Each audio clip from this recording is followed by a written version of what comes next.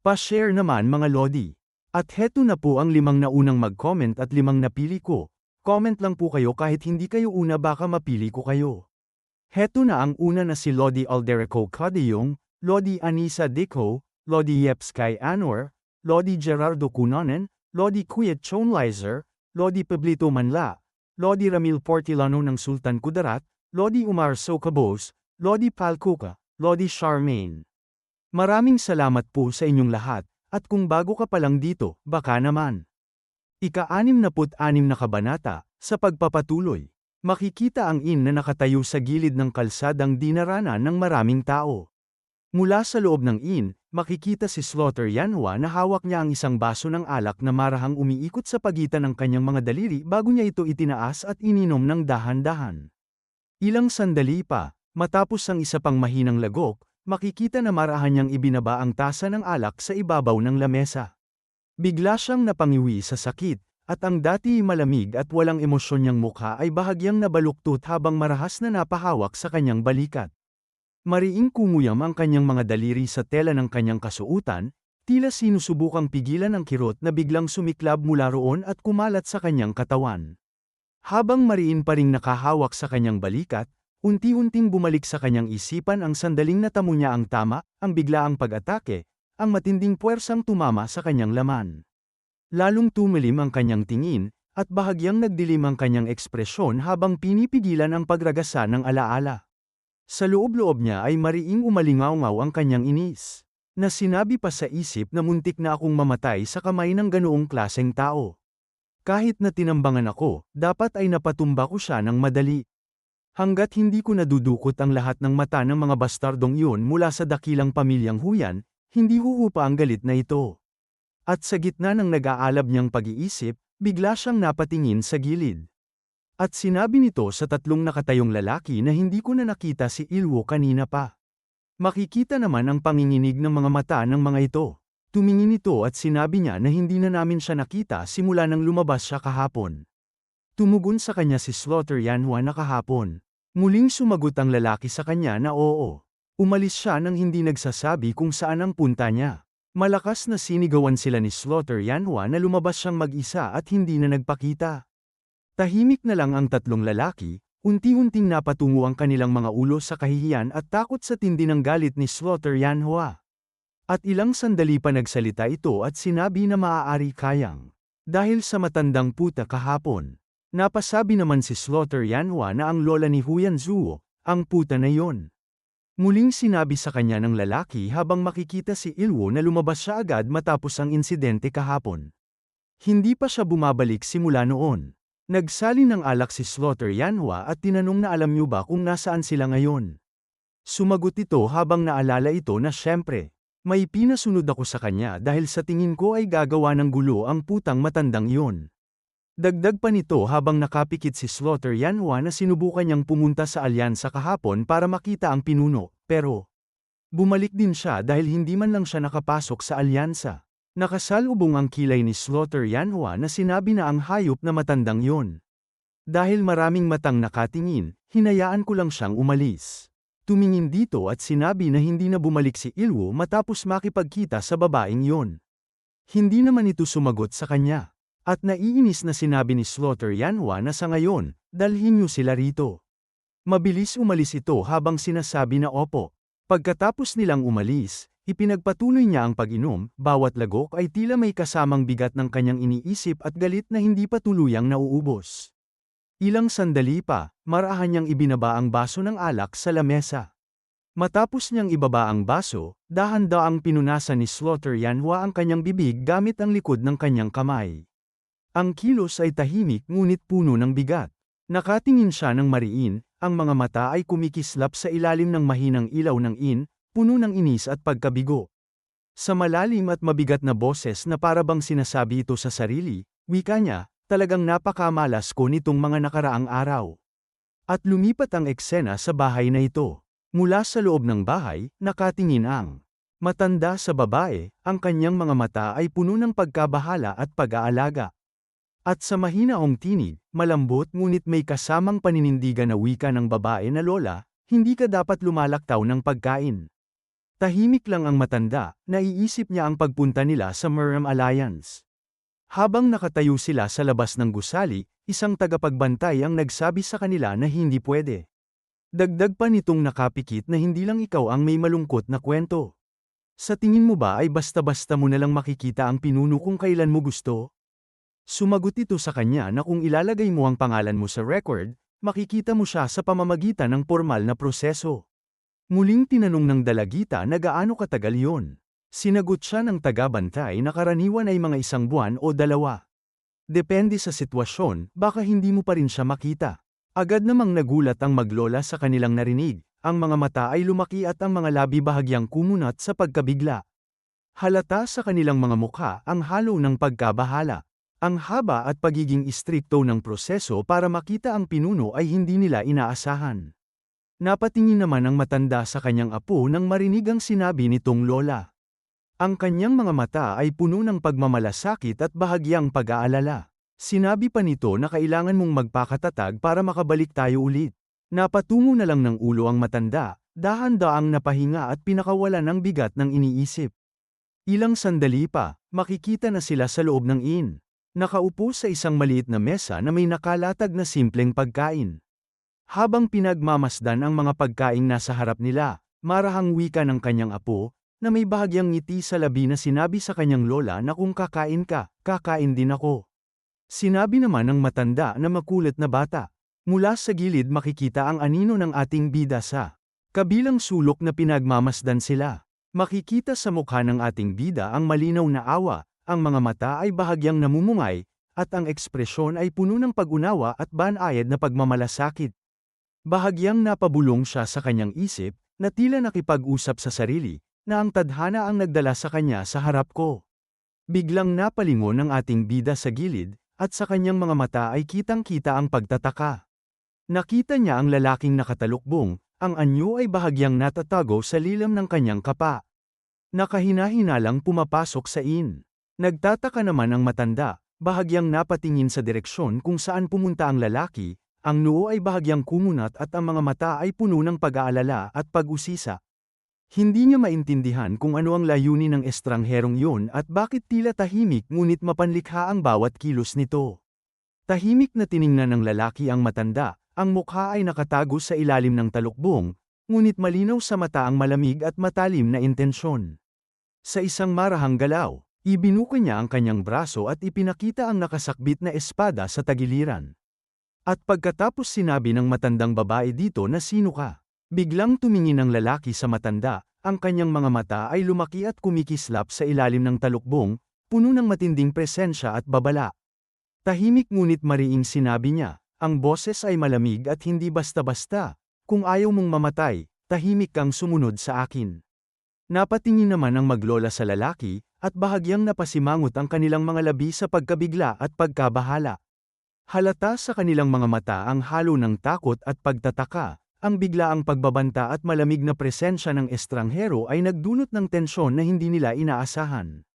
Lumipat ang eksena sa ina ito, kung saan 2 ilaw ang nakasabit sa pintuan, nagbibigay ng mahinang liwanag na pumapawi sa dilim ng silid.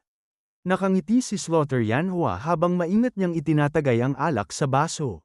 May nakasalubong na kilay ang matandang babae, habang mariing tinanong niya, na bakit mo kami dinala rito? May pagitan na isang lamesa sa kanila na sinabi sa kanya ni Slaughter Yanhua na matandang babae, huwag kang masyadong mag-eskandalo. Dinala kita rito dahil may itatanong ako. Napasigaw naman ang matandang babae na kung may itatanong ka, dapat ikaw ang pumunta sa akin. At tinatakot mo pa ako at kinaladkad dito. Napangiti na lang si Slaughter Yanhua, ang kanyang mga mata ay nakapikit habang hawak ang tasa ng alak sa kamay. Ang ngiti ay tahimik at may halong mapanlikha. Hindi ganap na palabas kundi mas nakatuon sa kanyang sariling iniisip at obserbasyon sa sitwasyon. Muling iminulat ni Slaughter Yanhua ang kanyang mga mata, ang titig ay matalim at puno ng galit. Sa malamig at mariing tinig, wika niya, mukhang hindi mo alam ang takot dahil matanda ka na, ha? Napaliit ng mata si Slaughter Yanhua, ang titig ay lalong tumalim at puno ng galit, habang dahan-daang binigkas ang mga salita na may bigat at paninindigan. Na mukhang hindi mo pinapahalagahan ang buhay mo, pero dapat kang mag-alala sa buhay ng batang katabi mo. Ang kanyang tinig ay malamig at matalim, na parang bumabalot sa buong silid, at bawat pantig ay may kasamang babala. Ang matandang babae ay bahagyang napalunok, halata ang pagkabigla at pag-aalala. At pagkatapos, dahan-daang tumingin ang matandang babae kay Slaughter Yanhua, ang mukha ay bahagyang nagkalito ngunit puno rin ng pag-aalalang nakadama sa bigat ng sitwasyon.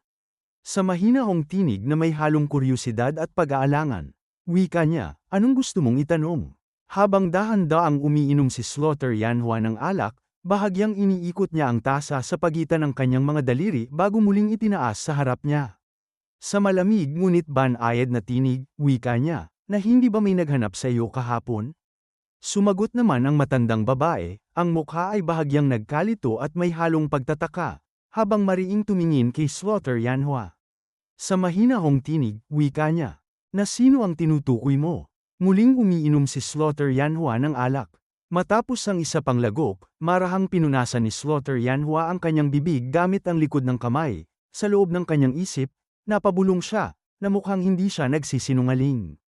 Muling tumagay at sinabi pa sa isip na kung ganoon, nasaan na si Ilwu? Mula naman sa bubong, makikita ang dalawang babae na tahimik na nagmamasid sa kaganapan sa ibaba. Nakaupo o nakatayo sila sa gilid, bahagyang nakatago sa lilim at mga estruktura ng bubong.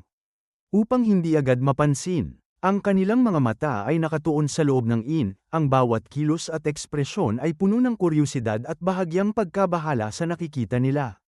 Ito pala ay si number 7, at sa kanyang tabi, isang babaeng assassin na kasama niya. Kitang-kita sa postura at kilos ng dalawa ang karanasan at pagiging mapanuri, tahimik silang nakamasid, handang kumilos kung kinakailangan. Sinabi naman ni number 7 na Wei Mang Rayang, pakiusap, iligpit mo si Yanhua. Sa lalong madaling panahon, sumagot ito sa kanya na may utos na ba na iligpit siya? Sumagot si number 7 na oo. Makikita ang mukha nitong may gulat na sinabi na ha. Ang makatanggap ng utos na patayin ang slaughterer ng Heavenly Blade Sect. Hindi niya ito naituloy, na napatingin sa gilid habang napapaisip. Nakita niya pala ang isang tao na pumapasok sa Nagulat ito nang makita nito ang pumasok na lalaking na may pagtataka. At agad na sumigaw ito habang papasok na ang lalaki na pinagtatakahan naman nito. Hinawakan nito ang lalaki habang sinasabi na umalis na kayo. Wala kaming negosyo ngayong araw. Ito pala ay ang ating bida na nagbalat kayo na mariin na tumingin sa gilid. Nakita niya si Slaughter Yanhua na umiinom habang nakatalikod ang maglola. Nakangiting sinabi ng ating bida na sa tingin ko, tila hindi naman ganoon ang sitwasyon. Makikita ang mukha nito na naiinis na nakatingin sa ating bida. Sinabi naman ni Slaughter Yanhua habang nakapikit na papasukin siya. Kung may panauhin, dapat natin siyang tanggapin. Naiinis naman ito na napatingin habang ang ating bida ay nakangiti habang papasok. Umupo siya at sinabi na hindi ba tumatanggap kayo ng order dito? Sumagot ang tao sa unahan niya na opo. Dagdag pa niyang sinabi na pakiusap, magdala ka ng inumin at pagkain. Nanginginig ang boses na sinabi ng lalaki na sa totoo lang. Tumingin ito kay Slaughter Yanhua na tumango habang nakangiti. Agad na kumilos ang lalaki na kukuha ng in-order niya. Sinabi naman sa kanya ni Slaughter Yanhua na sino ka ba? Tumugon ang ating bida sa kanya na napadaan lang. Tumigil ako sa dahil nagugutom ako. Huminga ito at sinabi sa kanya na hindi naman siguro iisa lang ang tavern rito, di ba? Bigla namang napatahimik ang ating bida. Nakangisi ng masama si Slaughter Yanhua at sinabi sa kanya na itigil mo ang pagsasalita ng kalokohan at sabihin mo sa akin kung bakit ka pumasok sa lugar na ito. At dito na po nagtatapos ang ika-66 na kabanata.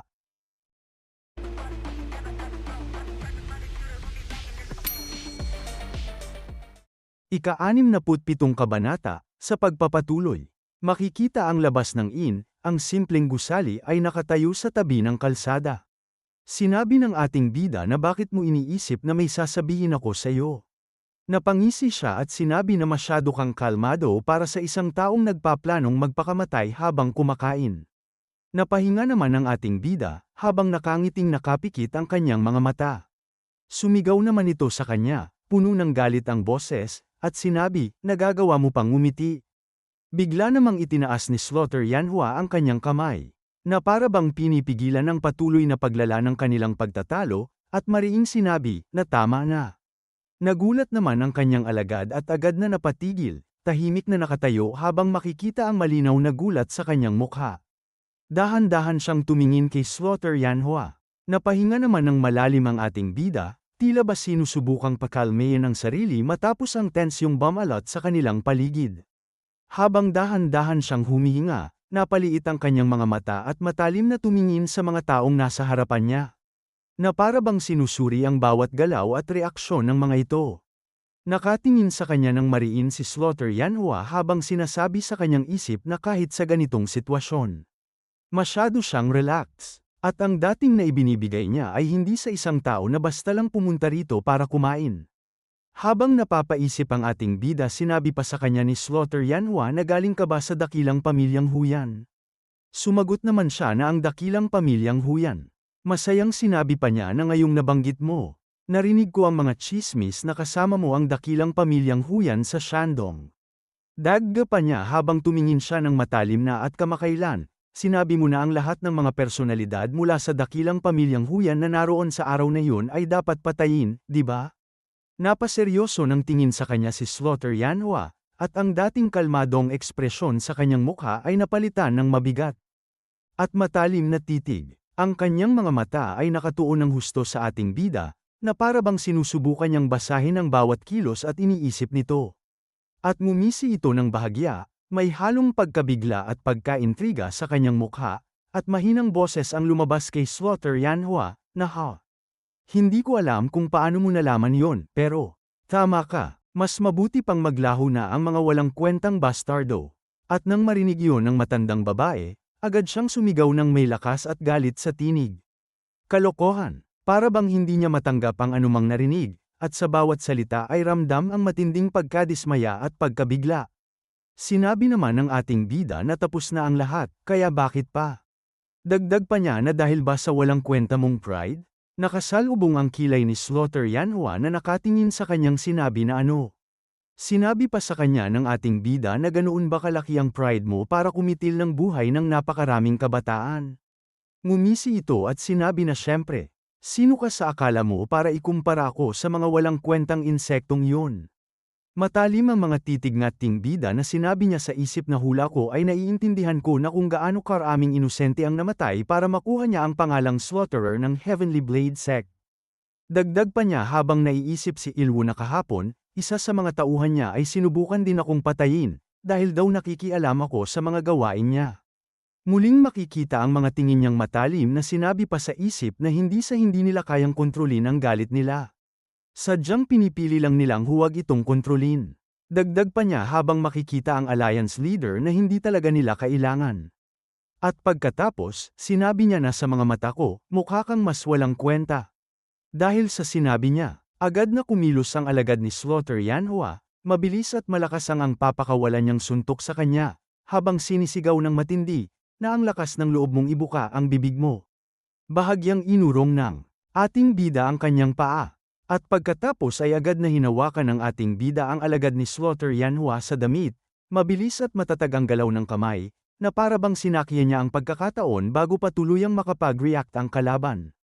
Pinaikot niya ito sa ere ng walang kahirap-hirap, parang laruan lang ang hawak niya, at ramdam ang lubos na kontrol at lakas na taglay ng ating bida. Ang kilos niya ay mabilis, maayos, at may tiyak na layunin. At pagkatapos ay binigyan niya ito ng malakas na suntok, na umalingaw-ngaw sa paligid at nagpabigat sa tensyon sa sandaling yun. Sa lakas ng tama, nawasak ang sahig sa pagbagsak ng alagad ni Slaughter Yanhua, at ang mga maliliit na bato ay nag-angat, sumabog sa ere na may kasamang alon ng alikabok at usok na agad na puno ang paligid. Ang ingay ng pagbagsak at pagyugyug ng sahig ay umalingaw-ngaw sa buong silid, at bawat tao'y tila napatigil sa kanilang paghinga, namamangha at nagugulat sa tindi ng puwersa na ipinakita ng ating bida. Nakatingin ang lahat sa lalaking tumusok sa sahig. Ang katawan niya ay bahagyang natabunan ng alikabok na pumapalibot at lumilipad sa hangin, na nagbibigay ng dramatikong aura sa kanyang presensya. Agad namang nilapitan ng isa nitong kasamahan ang lalaking tumusok sa sahig, sabay sigaw ng may kaba at pag-aalala, na Big Brother. Ngunit ang ating bida ay nanatiling nakatingin lang sa kanila, tahimik at matalim ang titig. Makikita naman ang gulat sa mukha nito habang nakatingin siya sa lalaking pinabagsak ng ating bida, ang kanyang mga mata ay lumaki. Ang bibig ay bahagyang nakabuka, at halata ang pagkabigla sa tindi ng nangyari. Lumingon ito habang nanginginig ang boses na sinabi na patay na siya. Nabali ang leg niya. Makikita naman ang mukha ni Slaughter Yanhua na napapikit, tahimik ngunit malinaw ang galit na bumabalot sa kanyang ekspresyon. Ang bawat linya sa kanyang mukha ay tila pinapakita ang bigat ng emosyon, isang halo ng pagkadismaya, pagkabigla, at matinding galit na hindi niya kailangang ipahayag sa salita. At ilang sandali pa, malakas din niyang binigyan ito sa leeg, isang suntok na puno ng puwersa at determinasyon, na agad nitong nagdulot ng pagkawala ng malay sa kalaban. Unti-unti itong bumabagsak, bawat galaw ng katawan ay mabagal ngunit malinaw ang epekto ng malakas na tama, habang pinagmamasdan ng ating bida ng may matalim at walang takot na titig. Hanggang sa tuluyang bumagsak ang katawan nito sa sahig, at sa bawat dampi ng pagbagsak, ang mga alikabok ay nagtaasan sa hangin. Lumilipad sa paligid at bumabalot sa eksena. Isang kalaban na naman ang mabilis na sumugod sa kanya, halata ang galit sa bawat galaw, habang sinisigaw ng may pagkamuhi, na hayop ka. Malakas nitong pinakawalan ang suntok patungo sa ating bida, na umalingaw-ngaw ang tunog sa paligid at ramdam ang bigat at puwersa ng bawat galaw. Agad namang naghanda ang ating bida, pinatindi ang kanyang posture at nagpakita ng mga seryosong titig na puno ng determinasyon at konsentrasyon. Sinalubong niya ang kamao nito sa hangin at sinalo ng kanyang palad ng may buong kontrol at bilis. At pagkatapos, pinaikot niya ito sa ere, at makikita ang hangin na sumasabay sa bawat ikot, nagpapalipad ng maliliit na alon at alikabok sa paligid. Muli na naman niyang inihanda ang sarili, handang atakihin ang kalaban gamit ang kanyang kamao, matindi at mabilis ang galaw na puno ng determinasyon at lakas. Habang nasa ere ang kalaban, hindi nag-aksaya ng pagkakataon ang ating bida at sinuntok ito sa likod, isang suntok na puno ng puwersa at determinasyon. Kitang-kita sa bawat galaw ang lakas ng puwersa na nagmula sa kanyang suntok, ang katawan ng kalaban ay biglang nausag at nawalan ng kontrol. Ang hangin ay parang huminto sa sandali habang ang galaw ay nag-alis ng balanse ng kalaban. At makikita ang malakas na pagbagsak nito sa harap ni Slaughter Yanhua, na nagdulot ng alon ng alikabok at usok na agad nagtaasan sa hangin, pumapalibot sa eksena at nagpapalabo ng tanawin. Ang bigat ng pagbagsak ay ramdam sa sahig, at halata sa tunog na bumangga sa paligid kung gaano kalakas ang tama ng ating bida. Ang mga pinggan sa lamesa ay natagilid at bumagsak rin, ilan ay naduraj, na nagpapakita ng matinding puwersa at tensyon na nilikha ng kilos. Nakatikom pa rin ang kamao ng ating bida sa hangin, matibay at kontrolado, habang mariin siyang nakatingin sa kalaban na nakabagsak sa harap ni Slaughter Yanhua. Makikita ang mukha ng kalaban na bumagsak sa harap ni Slaughter Yanhua, at sa gitna ng umuusok na paligid. Namuti ang mga mata nito. May gulat naman sa mukha ng maglola nang makita yon, ang kanilang mga mata ay lumaki, at bahagyang nakabuka ang bibig sa takot at pagkabigla. Halata sa kanilang ekspresyon ang hindi maipaliwanag na pangamba. Napatayo si Slaughter Yanhua, matatag at may bigat ang tindig, habang nakatingin sa kanyang alagad na nakabulagta sa sahig. Halata ang tensyon sa kanyang mukha, at sa mahinang ngunit matinding boses, sinabi niya, "Kaya may layunin ka pala mula pa noong simula." Napangiti ang ating bida at sinabi na layunin?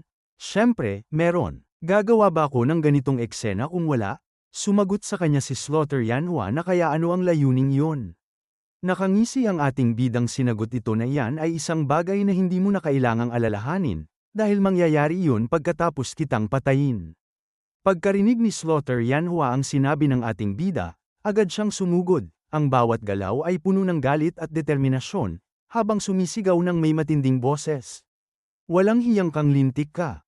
Makikita ang mga in sa malayo, tahimik sa ilalim ng hateng gabi, ang mga ilaw ay bahagyang kumikislap at nagbibigay ng katahimikan sa paligid. Ngunit ilang sandali pa, isang malakas na pagsabog ang sumabog sa isa sa mga ito, at kitang-kita kung paano ikinawasak ng puwersa ang bubong ng in. Ang usok ay agad na umangat sa ere. Makikita ang ating bida na mabilis na umiwas sa ataking yon, ang katawan ay balanse at alerto habang iniiwasan ang malakas na pagsabog. Sa likod niya, kitang-kita na nawasak ang in, ang mga tabla at pader ay nagkalat, at ang bubong ay gumuho, nagdulot ng malakas na alon ng alikabok at usok na agad pumuno sa silid.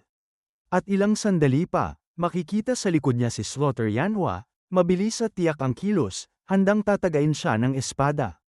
Ngunit agad namang napansin ito ng ating bida, ang mga mata ay matalim at nakatutok, ramdam ang pagkaalerto at bilis ng kanyang reaksyon.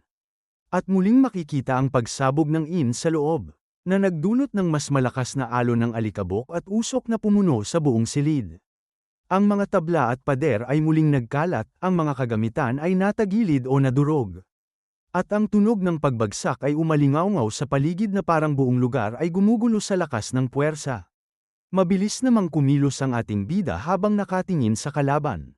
Sinabi sa kanya nito habang mabilis na winawasiwas ang kanyang espada sa hangin na tatakbo ka na lang ba na parang daga. Makikita ang ating bida na tumalon sa ere.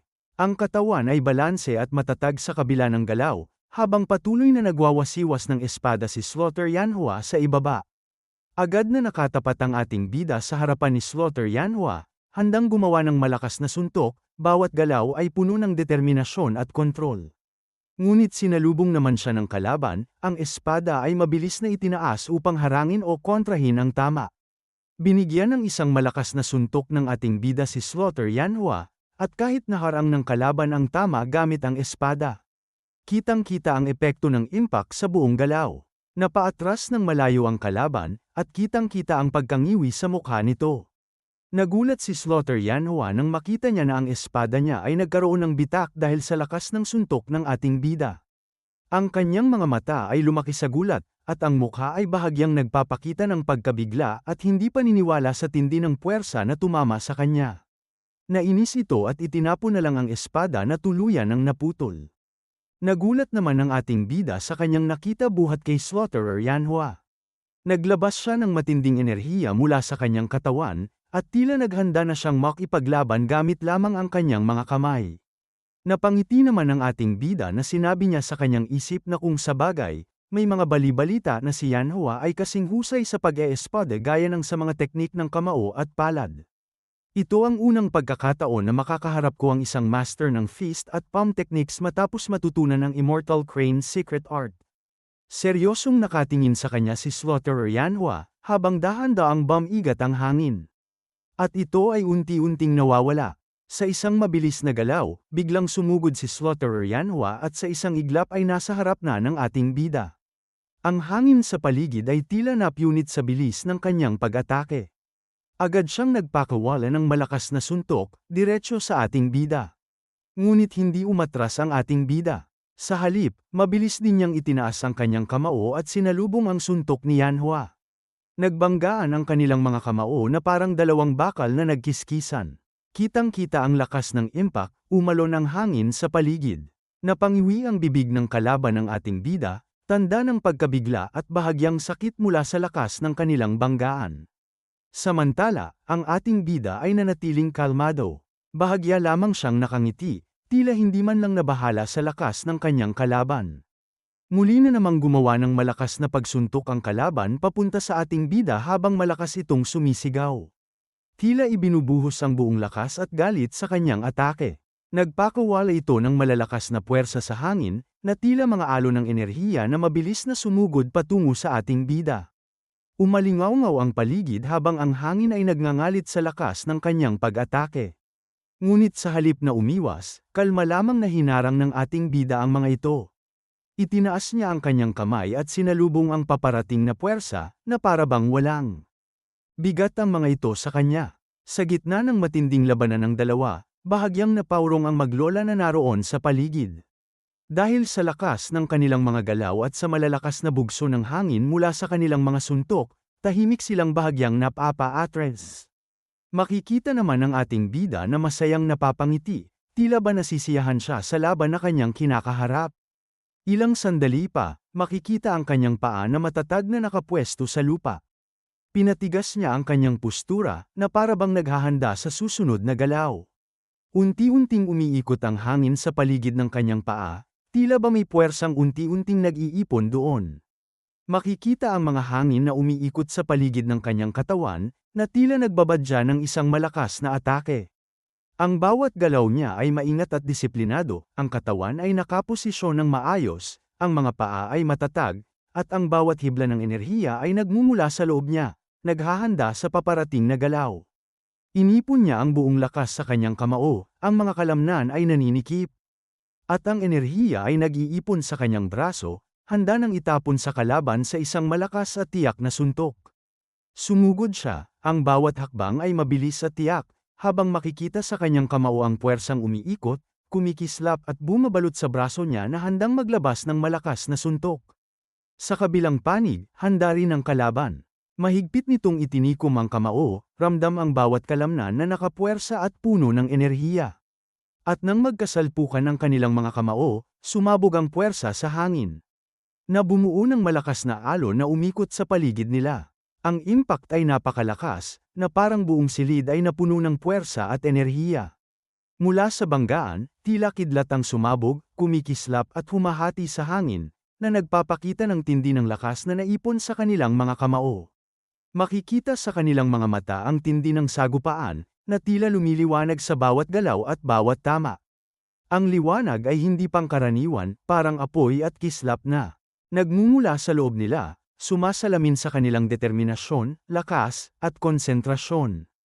At ang puwersa mula sa kanilang banggaan ay nagsanhi ng malakas na pagsabog sa buong lugar, na nagdulot ng matinding pagyanig sa paligid. Ang tunog ng tamaan ay umalingaw-ngaw, at ang alikabok, mga piraso ng kahoy, at sementong sahig ay sumabog palabas, na nag-iwan ng kalahating na wasak. At pagkatapos, makikita ang malaking ulap ng usok na bumabalot sa nasirang Ang alikabok at mga labi ng pagkawasak ay naghalo sa hangin. Naglaho at umiikot, na halos natatakpan ang buong lugar. Nakatayo ang ating bida sa gitna ng makapal na usok, ang katawan ay matatag at kalmado. Habang umiikot ang mga ulap ng alikabok at labi ng nasirang nakatingin siya kay Slaughterer Yanhua ng diretso at matalim. Napinsala pala si Slaughterer Yanhua, ramdam sa bawat galaw ang sakit habang mahigpit niyang hawak ang kanyang kamay. Ang dugo at maliliit na gasgas ay makikita sa balat, at bahagyang nanginginig ang kanyang braso mula sa matinding tama. Nakangiti naman ang ating bida kay Slaughterer Yanhua, isang ngiting hindi pangkaraniwan, hindi pagmamayabang o kasiyahan, kundi halo ng kumpiyansa at bahagyang paghamon. At dito na po nagtatapos ang ika-67 kabanata.